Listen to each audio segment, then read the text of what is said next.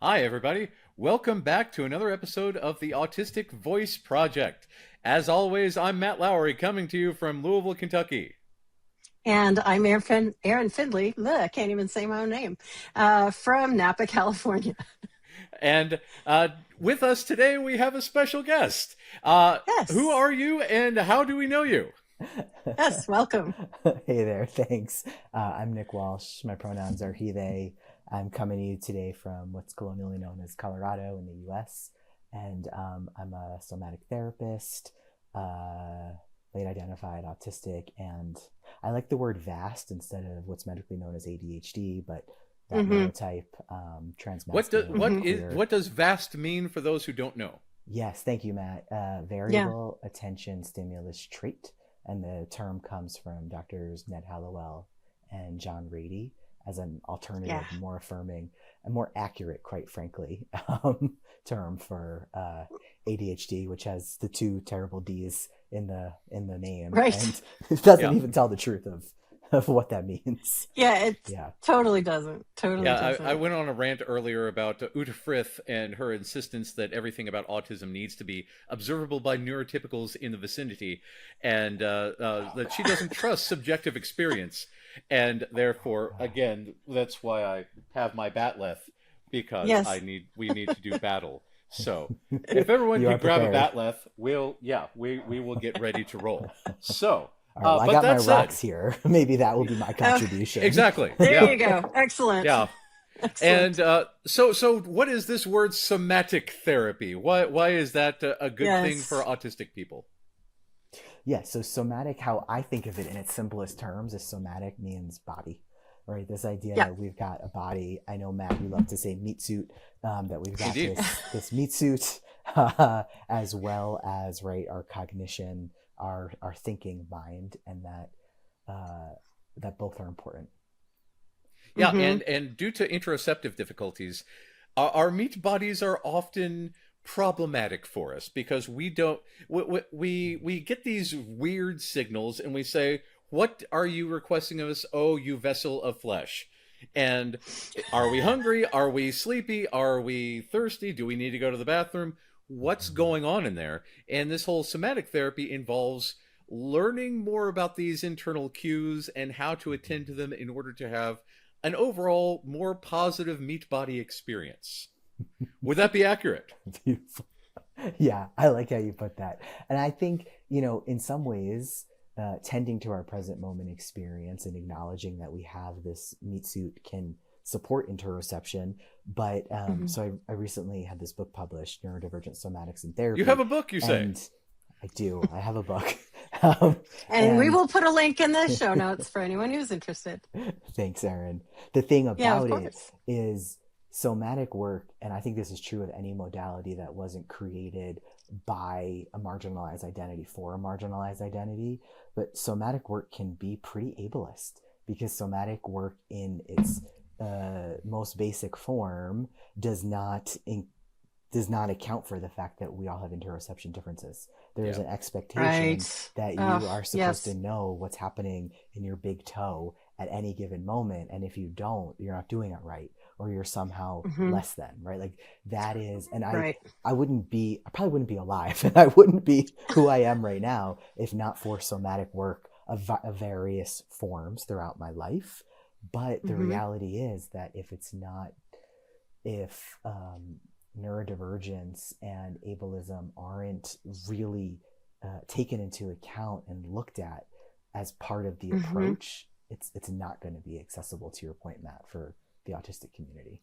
And that's a big thing because a lot of the quote unquote treatments for autistic people are based in behaviorism and trying to mold us into fitting a mythical norm and getting us to comply with the mythical norm. And they are largely unaware that we forget to eat, we can't sleep, that we forget to go to the bathroom, that we have all these sensations going on that can be problematic for us, and therefore they just say learn to suppress that as if we have a choice.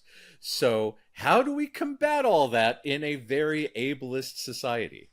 Mm, mm. I feel Yeah. my No whole, small my whole questions. insides just slow down, right? Yeah. Yeah. So Yeah. I like Tell us about We your can somatic start experience with that shifting gears. question. Yeah. Yes. So I do a lot of counselor education trainings, and they're mixed neurotype groups. And I like to say to people, right, because someone might Oh. ask me a question. And then what happens for me is they ask me a question and everything slows down. I tend to look up either to the right or Mm-hmm. the left, right? And Mm-hmm. Yeah. Yeah. people who don't know might think like, where the heck did Nyck just go? Like, how rude. I asked them a question and now he's checked out, Mm-hmm. right? Like, what happened? And it's like, oh my God, I couldn't be more present right now, but this is how my Yeah.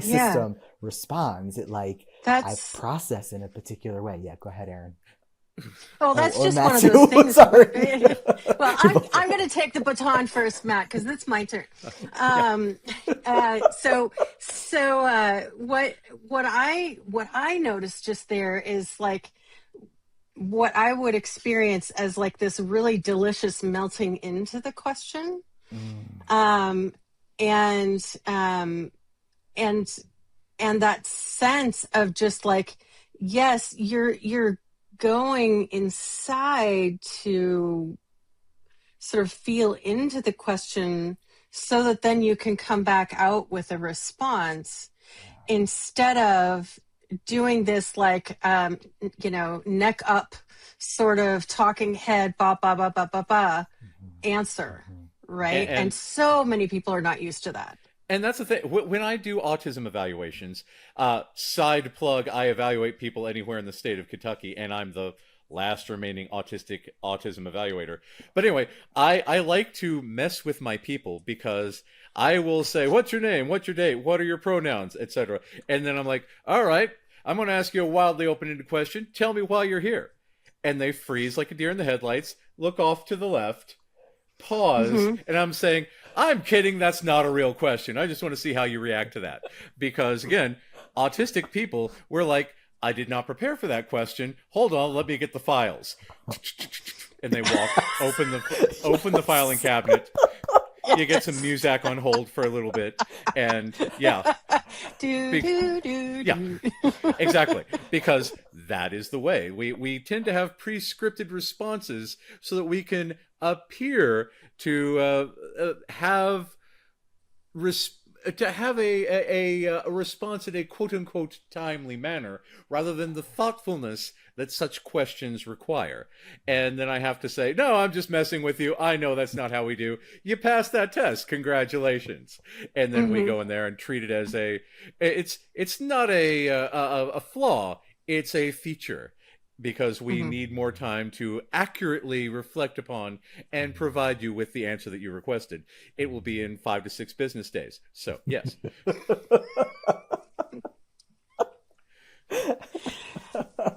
I think one of the points too that we're linking to here is also like my sense of us as autistic people, and of course, we all vary, right? We're all individual humans. Are We we? have, Oh, why? Yes, in fact, weirdly, oh, neat. um, yeah, right. That explains We why I keep don't getting my own mail. Weird. Go on. goober. Yes, we all have different brains. I We all, nearly choked on but coffee, Erin.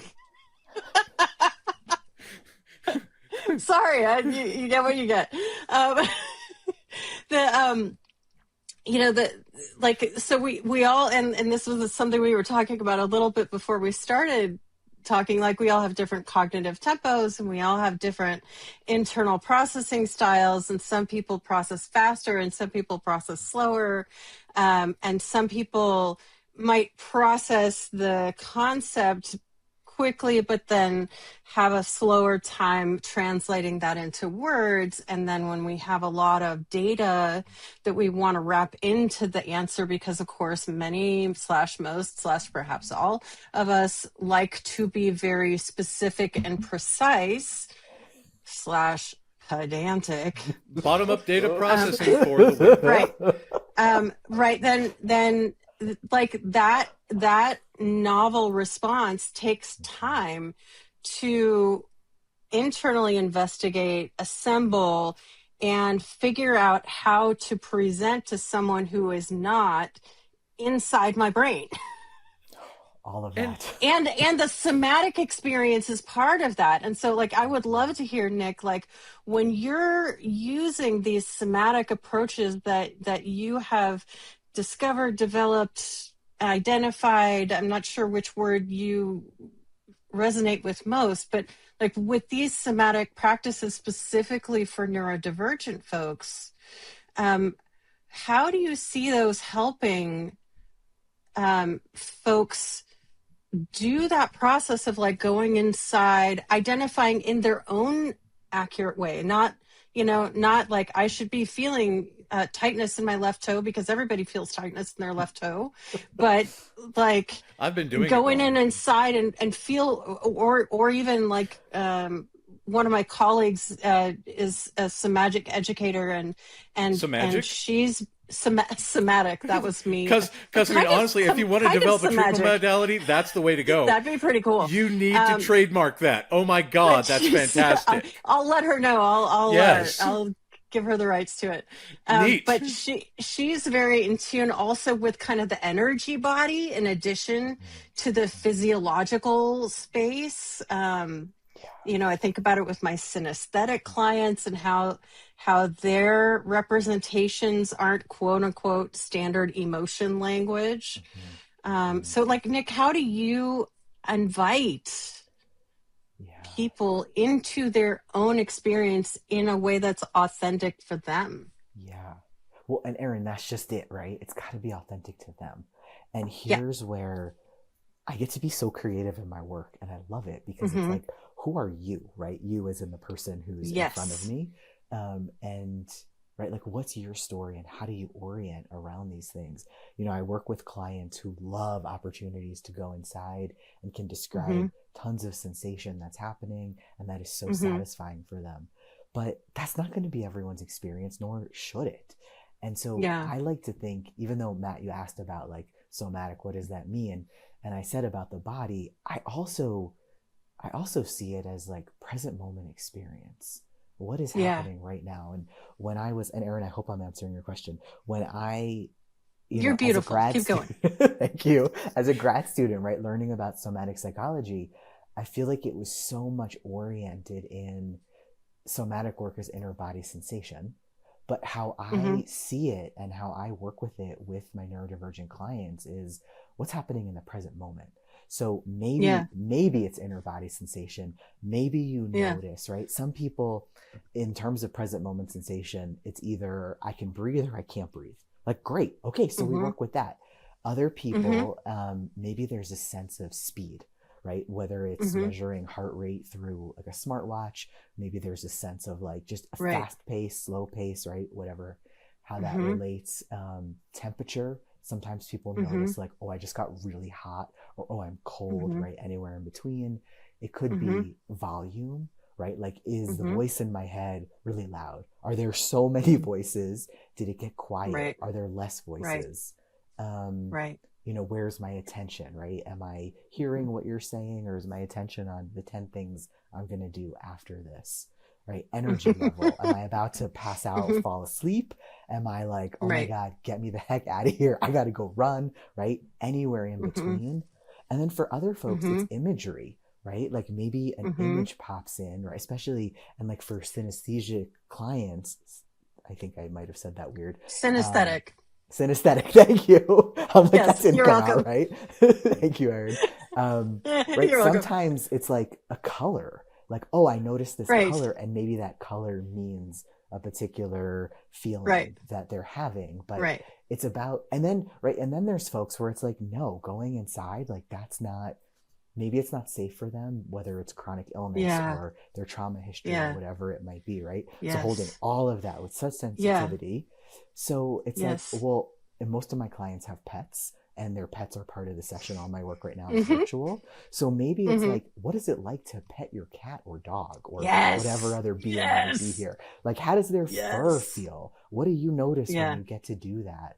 Or I have clients who, like me, love rocks. And it's like, the rock, of course, has a story, not just its own origin story, but like, when the human found the rock, right? That origin Yes, story. exactly. And then it's That like, is a oh, what? Sorry, do you mind if I finish this real quick? Yeah, go for it. Yeah. Yeah, And yeah. then it's like, what is the Perfect. texture of the rock? What does the rock look like? Right. How does the rock feel when I caress it on my skin? And it's like, oh, wow, that's soothing. Or, oh, it's cold. Or, oh, the rock feels bumpy. So we don't have to do it inside. We can do it with a third object that is just as powerful and useful and gets us into like what's happening right now. Yeah, go ahead, Matt. And that is a fantastic metaphor, because when you're adrift in a sea of data, finding a rock that you can cling onto in order to ground yourself, that is neat. Nice. Well played, Matt. Yeah. Well Yeah, I mean, honestly, This is the way. that's a treatment modality right there. I like that. Neat. It is. That's right. You got to find yourself your a good rock. Well, it's true, because then, and if it's a heavy rock, then we're talking proprioceptive input, and that's, you know, we know that's really helpful too, if, you know, for some folks. So yeah, there's no shortage of creativity in this, how I see it. But again, right, it's a particular anti-ableist, anti-oppressive, neurodivergent, affirming lens that is going to look at it differently. Right. Yeah, and instead one of the of things... just be normal. Yeah. Oh, yeah. I'll never be. Yeah. I stopped trying. Boring. This is the way. One of the things that I thought was so important and valuable in the topics that you addressed in your book was how much it serves neurodivergent folks to orient to neutrality and pleasure, because of how much we are often in this state of, you know, sympathetic overdrive, and how often or how rarely rather, we get the opportunity to downshift into something that's just not burning the candle in 17 places, not just at both ends, but like 17 places in the middle too. Nyck, can you talk about that a bit? Yeah, thank you so much for bringing that up. Yeah, you're welcome. I'm like so aware of the very smooth rock I have that I got from I love it. An island off the coast of Portland, Maine. As I'm listening to you, I'm like, oh yeah. I'm like, oh, right. I put my mug down. Now I've got my rock, right? Moving on to the next object. I love it. Plethora. I am currently clutching my blanket, which is nice and soft. Excellent. I have I've just got some Nintendo fidgets that have the same buttons as old school Nintendo's NES controller. That's and, the Nintendo oh my God, I grew up with. They Nice. they're Japanese. They came out of gashapon machines, but oh my God, they have the exact same feel as an The NES clicky controller. feel, yeah. Exactly. The same membrane on the inside, the love same pressure, and you can just sit here and have some muscle memory of beating Mario and just running through full throttle, and yeah, it's a fun one. But I again, when doing a podcast, I tend to sit off to the side because people will say, "What is that incessant clicking noise?" Oh, it's Matt. Okay. But, yeah. I thought you were going to say, people say, what is that? And I'm like, oh my God, that's right. People don't know what that is. Original Nintendo. Well, that's true too. Yes, exactly. That's true too. Yeah, back in my day, we had 8 bits and we liked them. That's right. Because those are the only 8 bits you got. Yeah. Oh my God, I'm suddenly having all these memories of all the games that I had on the original Nintendo. Nice. Over the week, and my son decided that we didn't have enough labels for my old school systems. I've got the NES, the Genesis, Super Nintendo, and the GameCube down there. So he decided to make labels for literally everything and all the games and everything. So he sat down there and he had a fun time enjoying it. But, you know, we each enjoy the games in our own way. But it's also good to be able to ground yourself with a rock. Right. So back to you, Nyck. Oh, right, Yes. right. Well, you know, You were Erin, going to talk about grounding to pleasure and to neutrality. Right. You know, and you touched on, right, how there are no shortage. There's no shortage of input, or I think data was the word you used earlier, Matt, right? Mm-hmm. That comes at us that signals Yeah. threat, right? And Right. I think about, right, so I'm white and then also have these marginalized identities, right? There are folks, right, when I think about how threats magnify the more marginalized identities we have, right? For racialized folks, right? It's for gender expansive or trans folks, right? For queer folks, for folks of different cultures, or right, we live in a culture where there's profound Islamophobia, for instance, right? Like all the different ways, right? Immigrants, there's so many sources of oppression. And so not only, right, just baseline neurodivergence, regardless of all these other layers that might fit into a person, there's a gazillion things at any one moment, right? Whether it be sensory, social, potential pain, right? Body signals, interoception type things. There's so many I'm sure I'm not thinking of, right? And then add in all these other layers. Most of us spend a lot of our time, a lot of our days in a sympathetic state. And the thing is, that's not inherently a bad thing, because our sympathetic nervous system is what keeps us alive, right? Like we all could have died a long time ago had we not have survival instincts. Minor details. Yeah. But like when we operate in that zone more often than not, it takes a toll, right? I don't have to explain that to you all or our listeners, I'm sure, right? We all know the impacts physically, emotionally, mentally, spiritually that takes. And so most people think I go to therapy and I have to like work hard and it has to be uncomfortable and I have to cry and do all these things. But what I think is profoundly novel is, what if getting therapeutic support actually helped you to feel good? And when feeling good is too much, because even that, right, is still a lot of sensation, a lot of input, then we can opt for neutrality, which when I've talked to my clients about the word neutrality, I often like blow their minds. Like, wait, what? What do you mean an absence of input? Like, how does that even work? And I think we're often taught that neutrality is a bad thing because we're so used to feeling so much that it can almost be its own form of danger sometimes when there's an absence of input. But when that gets to be invited and that gets to be maybe safe enough, it's pretty radical. Right. Yeah. There's there are a couple of clients that I'm thinking of that I'm working with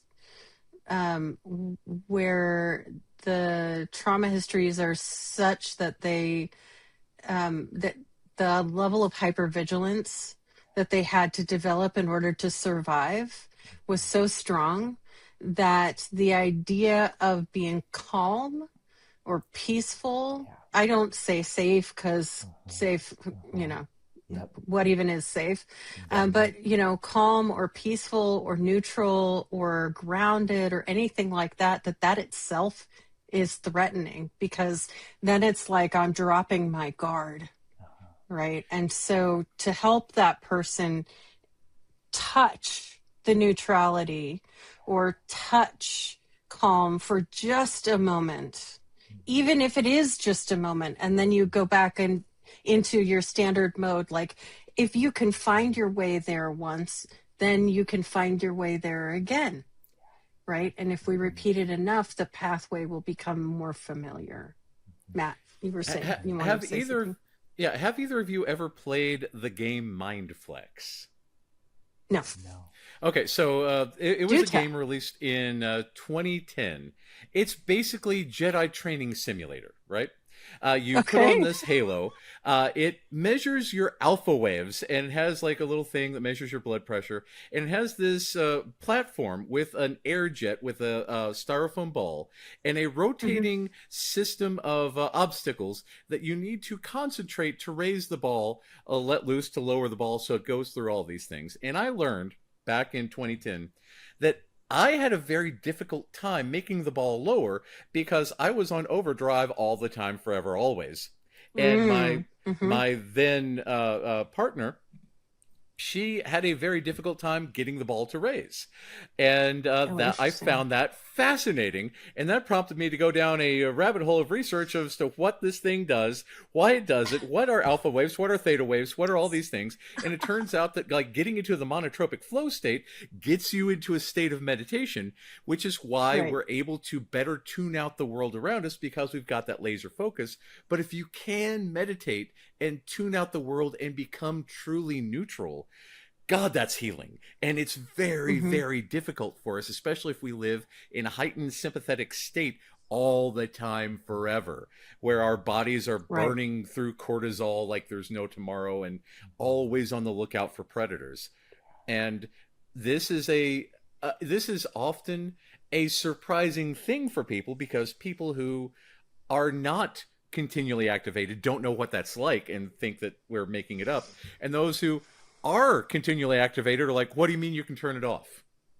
Why? How? What? Tell me. Tell me. Tell me. I Mm-hmm. haven't slept in years. So that's how do we get to that point? Because again, you can get Yes. this game on eBay, mint in box for like $10 because nobody bought it. I recommend it to everybody, not just because I want to artificially inflate the 20-year-old game market, but it's really, really neat. So how can we get Uh-huh. people to get Uh-huh. this state of neutrality and to better Yeah. be in a Zen state? Well, and I think, what you're bringing up, Matt, is that a lot of people don't even know that we also have a parasympathetic nervous system, Ah, right? yes. That rest Yeah. digest nervous system that is Mm-hmm. also a reason why we're still alive. Yes. And The I Bruce think, Banner to our Hulk. Yes. So tell us about the parasympathetic nervous system. What all does that do, and why might we want to look into it?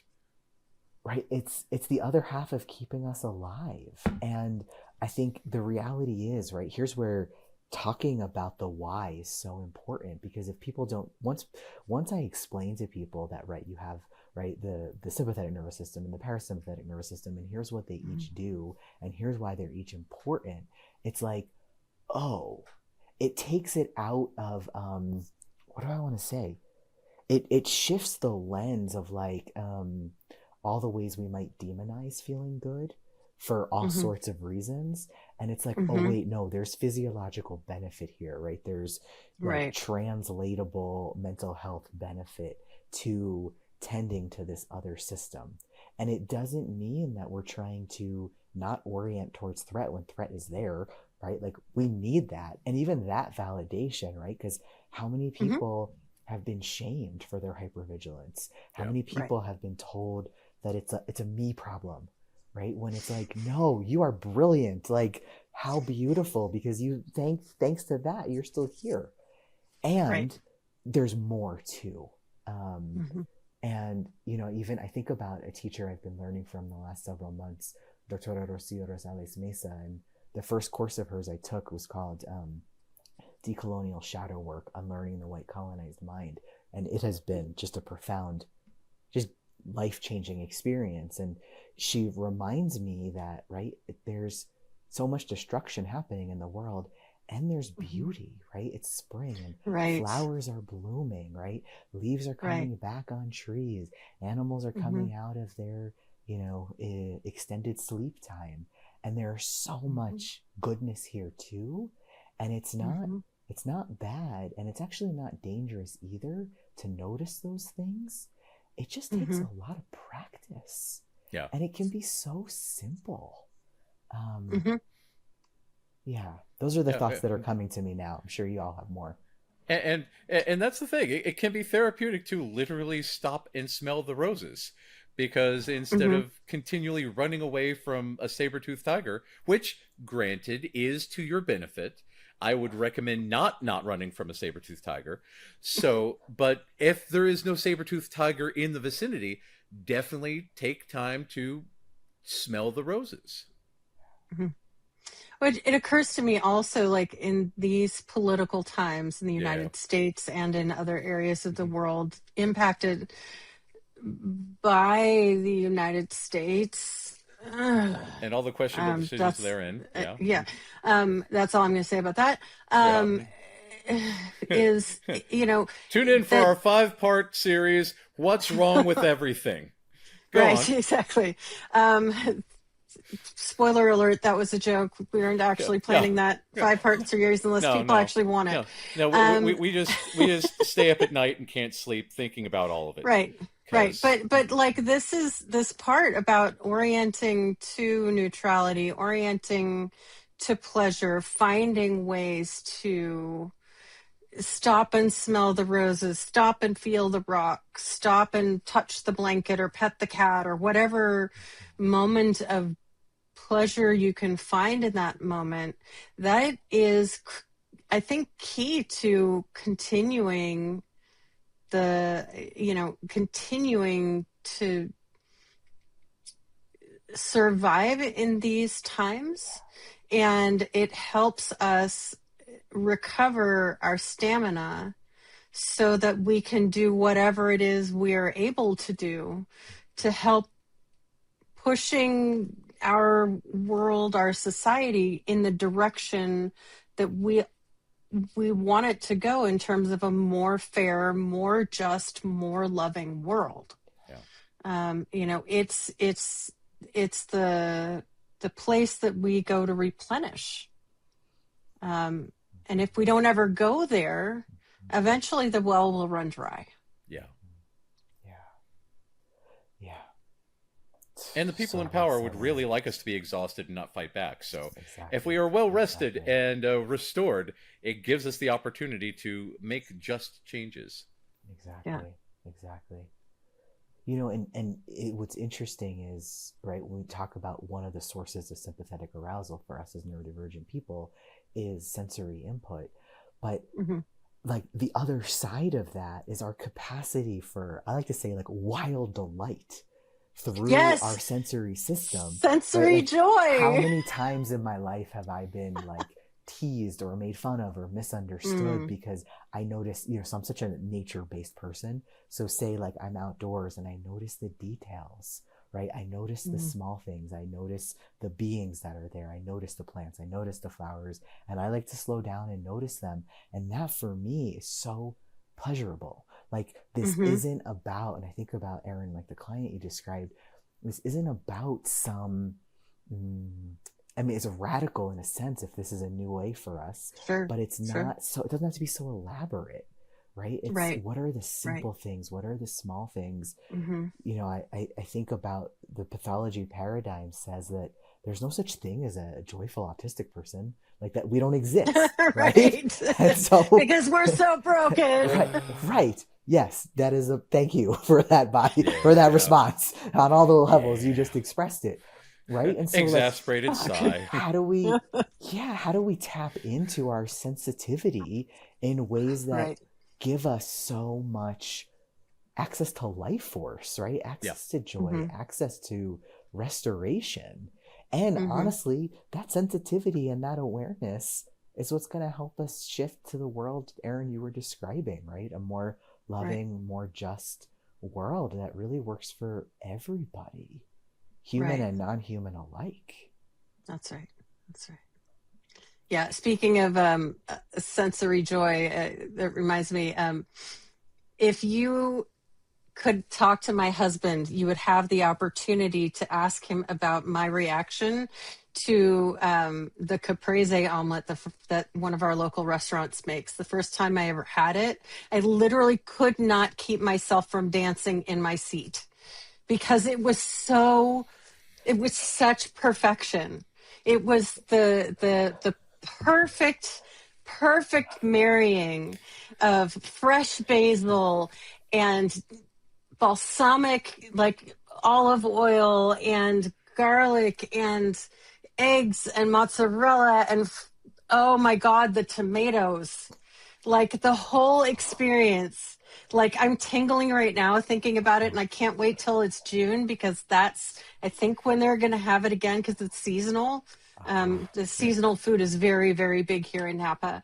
And this omelet makes me fucking dance.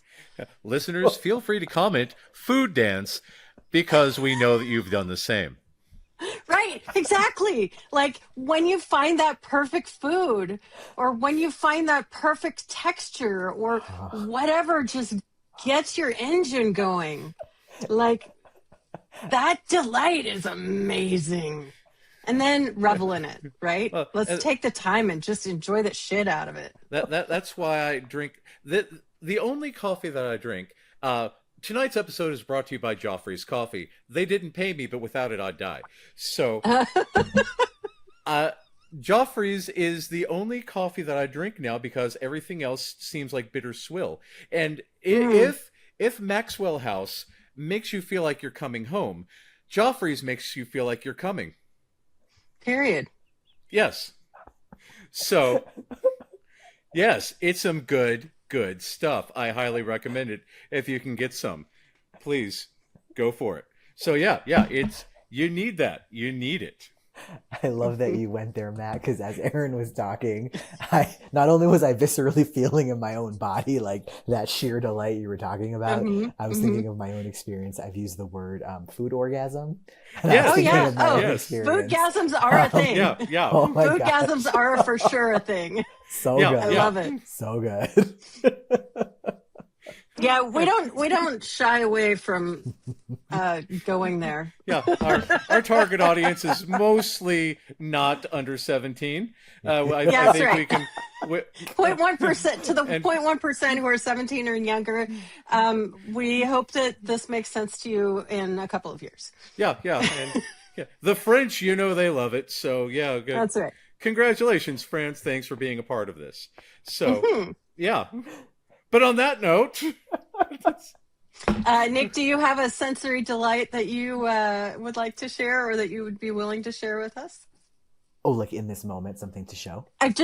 Or just even remembering one, since, since we're all kind of thinking about joy and delight right now. You definitely got me thinking about food. But when I slow down, my cat comes to mind. My adventure cat, Tuck.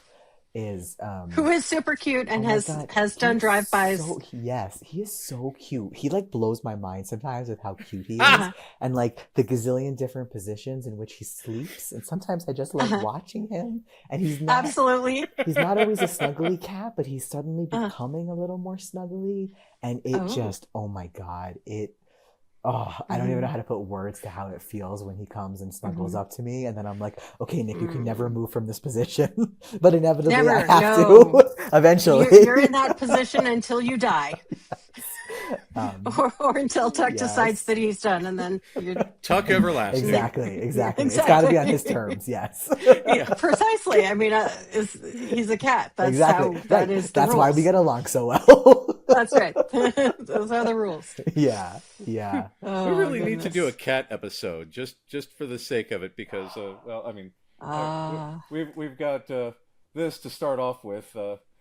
Not your book, mind you, Nick, but all cats are indeed on the autism spectrum. Nice. But yeah, so that would be a suitable future episode if you want to come back. But in the meantime, what is this book that you have, and where should people get it at? So it's called Neurodivergent Somatics and Therapy, an anti-oppressive model for whole person care. And it was published by Norton Professional Books in March. And it's available wherever books are sold. I'd love for us to include a link. The publisher has given me a link to order direct from them that includes 20% off and free shipping. Neat. Sweet. So my preference is folks either order direct from the publisher or through their local bookseller or bookshop.org. Thank you, Erin. I really want to steer people right to supporting their local booksellers. Yes. And keeping money in communities. Absolutely. So yeah. This is the way. And then yes. And Erin, you reminded me earlier, there's going to be an audiobook coming out this summer that I'm really grateful that I advocated and got the yes to narrate it myself. And me too. It would have been released a couple months ago, but I had a concussion back in October. It took a really long time to heal, so I had to push off the narration date. So the narration's actually happening in a few weeks, and then the audiobook will be available this summer. Awesome. Yeah. That's pretty cool. And where will the audiobook be available? That one I'm less versed in the answer to that one, Matt. So Yeah, Erin I've knows. seen the pre-order available on audible.com, which is part of the evil empire. But also I would imagine that the publisher would also have an audiobook That's right. option. Through, So yeah, Tantor Media is the through one who's Tantor. releasing That makes sense. and I think Yeah. that it can be accessed directly through there too. Yeah. Yeah, so perhaps when if you could get a link to that for us as well, so that That'd be we great. can Thank you. get that updated onto the show notes, that would be fantastic. Yeah, we've got an avid I'd be happy to audiobook do that. listener database. So not Yes. but fan base. That's what that is. Fan base, yes, that too. Because both. Also them. Yeah. So yeah, it's been great to have you, and you'll have to Yes. come back sometime, promote the audiobook and talk about cats, because I think that the people are clamoring for that. I can't hear the people because this is a podcast and that's not how sound works, but I guarantee you that it's happening. You I'm can hear sure them it in your is. heart, Matt. Exactly. That's right. Exactly. That's right. The psychic cries Yes. needing the cats The always. squeals and meows. So yes, Yes. But that's it for another episode of the Autistic Voice Project. It's been great. We will see you next week. Have a good one, everybody. Bye, everyone. Thank you so much.